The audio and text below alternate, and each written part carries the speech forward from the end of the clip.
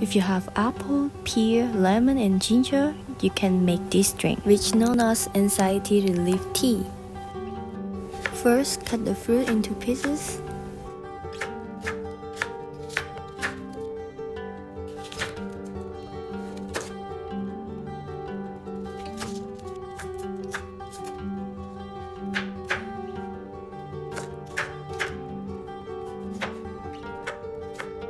Then add 3 cups of water.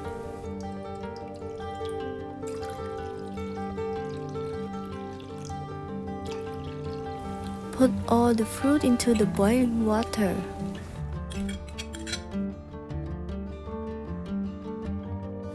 Don't forget to squeeze our lemon. Finally, add some tea.